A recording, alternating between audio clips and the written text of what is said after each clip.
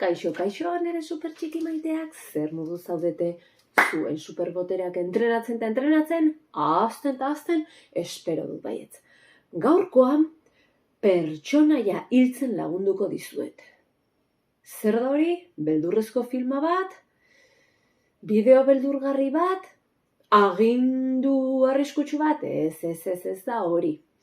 Barruan gustoko ez deguna aldatzea da. Barruan dugun pertsonai hori aldatu behar dugu, bai?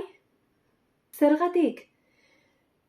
Gauza lortzeko, edo orain arte lortu ez ditugun gauzak lortzeko ezin ditugulako gauza berdinak egin. Ezin dugu pertsona berdina izan edo berdin jarraitu. Nola egin behar dugu hau? Bideo hontan erakutsiko dizuet. Aurrera supertxikiak!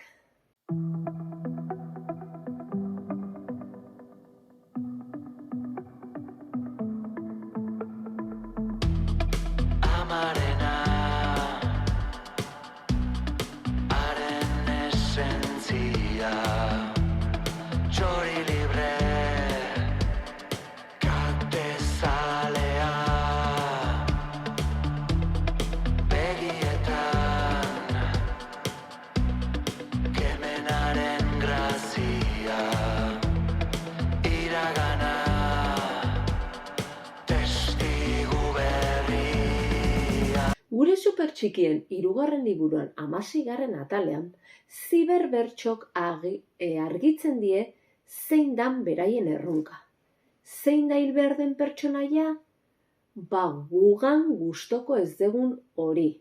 Ezaugarri horiek aldatu behar ditugu. Gugan gustoko ez degunaz ohartzen geanian, badakigunean zer aldatu nahi dugun, zein da garrantzitsuena? Nolakoak izan nahi dugun jakitea eta zehaztea. Gugan nahi ez duguna ikasi dugu nola egin, ezta? Pentsamendu horiek aldatuz eta ekintzak eginez. Demagun nahi dugula kirolari trebeak izan, saskibaloian, palan, atletismoan berdin zait. Alperrak balin bagea, zer da aldatu beharko duguna? Alpertasun hori gainditu beharko dugu eta asko esfortzatu entrenamenduan, ezta? Aplikatu ezaugarri eta pentsamendu hauek zuri dagokizun egoerari. Beraz, erronka hementxe dugu.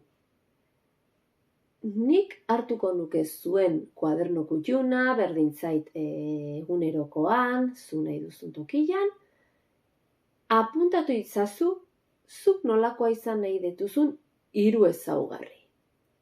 Hausnartu behar baduzu, hausnartu, agian argi duzu, bai? Gustoko ez duzun hori garbitu ostean, apuntatu 3 ezaugarri horiek. Marak adibidez, atal honetan ze idatzi du. Berak izan nahiko lukela dibertigarria, langilea eta inteligentea. Sarak zen nahi du izan, jakintxua, kirolariona eta arina. Arina bizitza disfrutatzeko garaian esan nahi du, bai? Beraz, hemendik aurrera zer egin beharko dute gure supertxikiek.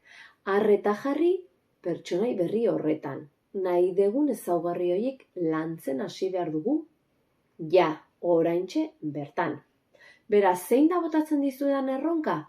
Elkar banatu, nahi izan ezkero, zugan ikusi nahi dituzun 3 ezaugarri horiek. Zuia da, hemen, bazerena sentitu eta idatzi.